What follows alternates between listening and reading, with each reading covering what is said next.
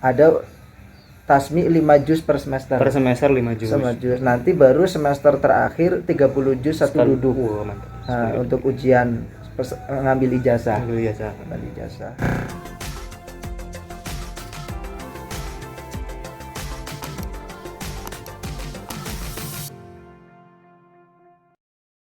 Oke, di samping saya ada Mas Nasril.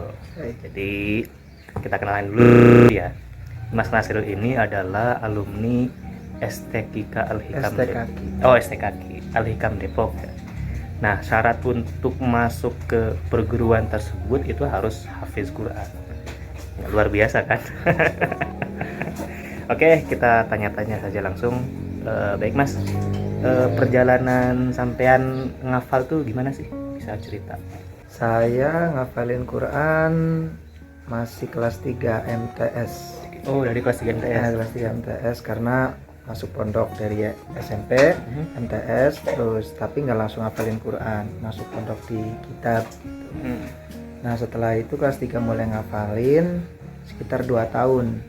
Ya, akhir MTS kelas 3 masuk 1, 2, nah akhir kelas 2 saya selesai baru kelas. Berarti 3 tahun ya menghafal waktu 2 tahun setengah. Tapi ikut wisudanya karena di pondokan pakai waktu ya. Jadi di kelas 3 saya baru wisuda. Kelas 3 SMA. Ya SMA atau di sana MA gitu. Setoran di pesantren Aliyah Ulumadin Cilacap. Kebetulan pesantrennya dekat rumah saya. Tuh 2 tahun setengah setoran dengan Kiai Haji Saidin Al-Hafidh, alumni dari Kudus yang Bua.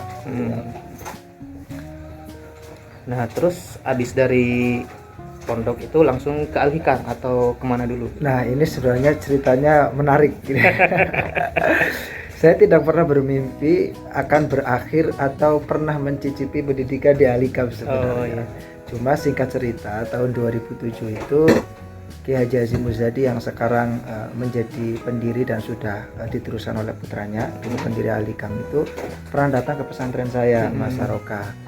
Tahun 2007 beliau bilang, saya nanti 2011 akan bikin pesantren dan kampus Al-Quran, mohon doanya. Pada saat itu saya belum sekolah di MTS, maksudnya belum di pondok, karena pondok saya ya dekat dengan rumah, jadi saya biasa hadir ke pondok itu. Tak sengaja ya, biasa anak kecil bergumam gitu. Wah, menarik juga ya, saya pengen ke Jakarta gitu. Dan waktu itu Kiai Hashim Muzadi itu sudah menawarkan beasiswa? Udah menawarkan beasiswa, bahwa saya berencana bikin pesantren dan pondok yang insya Allah akan beasiswa untuk para hafid. Dan waktu itu saya belum berniat untuk ngafalin Quran, tapi saya berniat, wah saya semoga bisa kuliah di sana. Amin. Waktu itu singkat cerita butuh waktu 10 tahun. Terrealisasinya ya? Lupa bahkan. Saya sudah gak pikir lagi. Dan singkat cerita tadi setelah selesai hafalin Quran, karena setelah program kitab selesai, yang ngafalin nadoman itu selesai, baru saya ngafalin Quran diminta oleh guru. Saya sami'na wa ata'na dan alhamdulillah selesai. Akhirnya saya daftar ke Mesir waktu itu. Awalnya. Nah, daftar ke Mesir.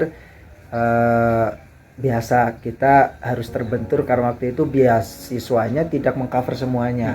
Nah, jadinya kita bisa belum berangkat, berniat ingin mondok saja lah, udah gak usah kuliah di Lirboyo gitu. Karena kebetulan kepengen dalamin agama di Lirboyo. Tapi singkat cerita ada penawaran beasiswa di Uninus Bandung, ya, Universitas Islam Nusantara.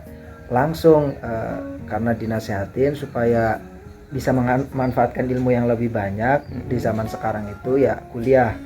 Akhirnya saya langsung berangkat tes di Uninus. Nah, ngambilnya bahasa Inggris. Tidak ada hubungannya dengan Quran gitu. Itu sudah gak ingat tuh.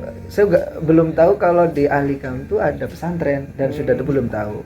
Pokoknya singkat cerita, saya langsung ke Uninus dapat beasiswa bahasa Inggris bareng sama kakak saya. Berjalan beberapa waktu lah di Uninus, ternyata di sana nggak betah. Sayanya udah kuliah gitu. Iya, udah daftar, udah dianggap udah terdaftar sebagai mahasiswa gitu kan. Tinggal masuk mahasiswa baru, perkuliahan baru, ternyata masih awal-awal sudah nggak betah. Sayanya betah, Qur'annya nggak betah. Ya di Bandung ya cukup luar biasa gitu. Ya singkat cerita mungkin lanjut sebentar, dari Bandung itu karena nggak betah akhirnya saya pulang sama kakak saya. Nah sebelum pulang ke Cilacap sama si dekan di situ diberi motivasi, kalau sudah berjalan jangan pernah mundur dalam menuntut ilmu, lanjutkan saja sejauh mungkin. Nah kebetulan ada informasi di Alikam Depok itu kenalannya si Kiai Haji Arifin yang dekan di Uninus itu. Akhirnya dikenalkan, coba saya antarkan ke Depok saja, barangkali di sana sudah buka. Pas kontak pengurus di sana, Ustadz Mustafa namanya gitu, apakah masih ada kuota gitu buat mahasiswa baru gitu, tahun itu 2013. Habis lulus MA. Bahasa yang sangat menarik waktu itu, seakan-akan kayak jawaban 7-10 tahun lewat gitu. Beliau bilang tinggal 2 lagi kuotanya. Nah itu saya sama kakak saya gitu. Nah, padahal itu sudah masuk kuliah, Mas. Udah masuk kuliah Ya di udah. ya? Enggak, di Ahlikem juga udah masuk. Udah masuk mahasiswa baru, udah ya. di Uninus juga udah masuk. Berarti pertengahan semester ya kira-kira gitu ya. Masih awal sih. Sudah masih, berjalan iya. beberapa pekan perkuliahan gitu ya. Masih awal itu, tapi belum sampai semester belum. Jadi belum sampai 1 bulan malahan, masih awal banget gitu. Di Ahlikem juga masih awal. Tinggal 2 lagi. Kalau mau silakan datang. Iya. Singkat cerita saya datang dan tes ya tadi yang harus syarat, alhamdulillah harus 30 juz dulu. Akhirnya saya tes dengan bekal ya seadanya, karena selama itu saya keliling tuh, udah mau ke Lirboyo, mau ke ini gitu. Singkat cerita saya tes dan hari Rabu masih seingat diumumin kelulusannya. Saya tes hari Senin, terus hari Rabu. Tapi yang tadinya mau pulang ke Cilacap nggak jadi. Itu langsung, Mas. Itu masih dalam perjalanan itu. Nggak jadi, langsung kita trek dari Bandung ke Cilacap pakai ke Depok. Ya singkatnya begitu. Ternyata saya baru doa saya dikabulkan. Ternyata saya bisa kuliah di situ. Itu ya, padahal itu udah lupa kan pada. Udah lupa itu.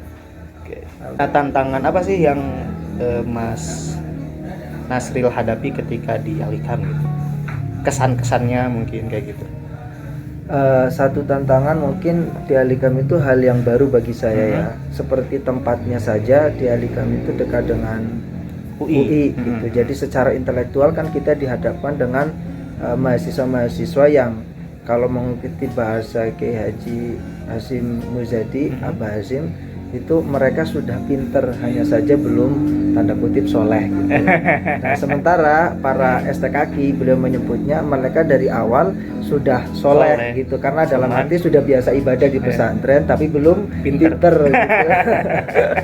Nah, jadi tantangan itu kita dihadapkan dengan pertanyaan-pertanyaan, dengan bagaimana sih kita sebagai tanda kutip ya ahli Quran gitu, yang dipasrai, yang ibaratnya berhak berbicara tentang Al-Quran tadi, karena kita mesantren kuliah, tapi dihadapkan dengan pertanyaan-pertanyaan yang logis, yang cukup baru karena mahasiswa-mahasiswa yang berintelek tadi. Itu tantangan. Tapi alhamdulillah karena kebetulan di Alikam juga pesantrennya itu mix antara orang-orang yang mahasiswa dari luar UI dan juga di situ mesantren. Jadi kita bisa saling berkolaborasi. Nah, yang berat juga karena di lingkungan Depok itu ada lingkungan yang sangat multi gitu. Tidak murni lingkungan pesantren. Kita betul. Tahu misalkan kalau mondok di Purwakarta atau di mana itu yang sudah lingkungannya pesantren, lingkungannya santri. Jadi kita bisa menjaga Al-Qur'annya gitu. Nah, kalau di Depok salah satu tantangan untuk menjaga Al-Qur'an itu sangat berat. Karena kemana-mana juga kita bicaranya tentu bukan Quran. Kemana-mana kita yang dilihat tadi mahasiswi dan lain sebagainya. Itu mall deket gitu. Nah, tapi ketat nggak sih ketika kita kuliah di sana? Dalam artian gini, tidak boleh keluar komplek atau tidak boleh pulang kayak gitu. Kalau pulang memang cukup ketat karena walaupun sudah mahasiswa itu harus mengikuti perkuliahan secara aktif, karena harus ada tanggung jawab kita beasiswa gitu. Jadi pulang biasanya per semester. 6 bulan sekali, semester ganjil dan semester genap. Nah biasanya semester genap kan lebaran, ya biasanya semester genap lebaran. Nah kalau keluar di lingkungan pesantren di hari-hari aktif itu hanya dibatasi setelah kuliah itu sampai jam 12 selain hari Sabtu. Dan dari Sabtu Itu kuliah sampai jam 12. Nah, antara jam 12 setelah duhur sampai maghrib itu boleh keluar. Yang penting sholat maghrib sudah di pondok. Di pondok. Yang penting maghrib sudah ada Ya, standby lagi di pondok. secara pesantren program kalau wajib itu maghrib, subuh, isya itu harus di Nah, itu tuh program maghrib, subuh, isya itu apa? Setoran Al-Quran atau ngaji kitab atau gimana? Ya, walaupun kita notabene sudah selesai gitu ya, dianggap selesai hafalannya, di sana tetap wajib setoran, baik per hari maupun per semester. Per hari itu tadi setelah maghrib, setelah subuh, 2 kali setoran. Minimal berapa halaman itu? Minimal apa, 1 juz gitu? Minimal sebenarnya tidak dibatasi, tetapi ketika setoran minimal itu tidak boleh kurang dari 1 lembar. 1 lembar karena statusnya kan sudah dianggap selesai gitu, jadi tidak boleh kurang dari 1 lembar untuk per kali setoran. Bahkan itu menurut ya ustadznya dan semuanya itu terlalu sedikit gitu. Rata-rata itu paling minimal biasanya pada prakteknya 2 lembar setengah, seperempat juz. Ada juga yang setengah juz, bahkan ada yang duduk kuat 1 juz, langsung duduk 1 kali duduk gitu. Nah, yang tadi ujian semester berarti tahfidnya ada gitu. Nah, setelah setoran harian ada tasmi 5 juz per semester. Per semester 5 juz. Nanti baru semester terakhir 30 juz 1 duduk. Nah, untuk ujian ngambil ijazah. Nah, oke, teman-teman, jadi Kang Nasril juga pernah ditugaskan ke Natuna ya. Dari Al-Hikam. Dari Al-Hikam juga. Boleh dong cerita bagaimana di Natuna? Apakah asik apa gimana gitu. Jadi Natuna itu adalah pulau terutara di Indonesia ya. Ujung utara Indonesia, Natuna. Okay. Biasanya kalau anak Al-Hikam tuh di semester terakhir setelah munakosah, semester 8 apa? Iya, semester 8 masuknya ya. Maksudnya semester 8 itu udah selesai munakosah sih sebenarnya, udah sidang munakosah. Mereka wajib sebelum prosesi wisuda harus ngabdi dulu di daerah. Nah, berapa bulan? 1 tahun. 1 tahun. Berarti kuliahnya itu kayak sama aja 5 tahun ya. Sebenarnya 5 tahun harusnya kalau itu udah selesai. S2 juga harusnya udah selesai kalau menurut waktu. Karena 4 tahun kuliah baru 1 tahunnya ngabdi. Ada yang di Papua, Timika, Aceh. Nah, kebetulan saya di Natuna. Natuna itu tadi seperti Mas Aroka bilang ujung utara Indonesia pokoknya. Perjalanan dari Jakarta ke Natuna itu berapa jam? Kalau hitungannya sih biasanya saya berangkat dari Jakarta jam 10 sampai sana jam 3. Tapi itu sudah gabungan sama transit 1 jam di Batam ya, sama hiruk pikuknya lah gitu. Kalau secara ini pesawat paling 1 jaman. 1 jam dari Jakarta ke Natuna. Atau 1 jam setengah lah, 40 menit gitu. Ya, di sana itu mayoritasnya Melayu. Melayu, nggak mengenal ormas. Nggak ada Muhammadiyah, nggak ada NU, nggak ada. Tapi secara praktek NU, kalau bisa dibilang amaliyahnya NU, ada tahlilan, ada ini, pokoknya hanya saja minim guru dan bahkan boleh dibilang orang yang hafal Quran atau penghafal Quran, hafiz di sana bisa dihitung dengan jari. Sangat dihitung jari. Karena ada 7 pulau yang secara terpisah antara satu kecamatan ke kecamatan itu jaraknya bisa 6 jam pakai kapal laut.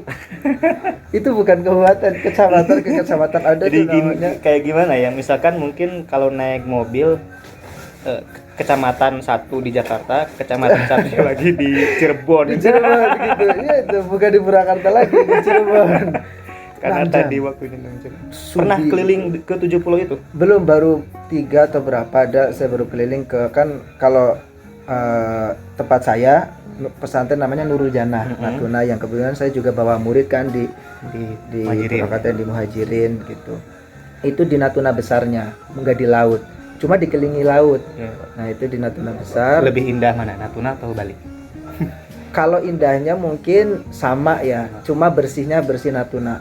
Karena Bali kan sudah banyak ini full dengan turis. Nah, kalau Natuna masih murni alam, ya belum ada resort, belum ada hotel, belum. Ya wisatawan ada tapi yang tahu-tahu saja, sekalipun masuk Wonderful sebenarnya. Nah, Natuna itu saya yang pernah berkunjung ke Pulau 3 itu nggak terlalu jauh, paling cuma 30 menit pakai pompong namanya, kapal kecil. Kapal kecil gitu. Nah, tantangan paling berat di Natuna itu apa? Kalau kehidupan saya kira nggak ada tantangan. Kalau kehidupan mulai dari makan misalkan, air, mungkin kalau makan kebetulan saya alhamdulillah survive.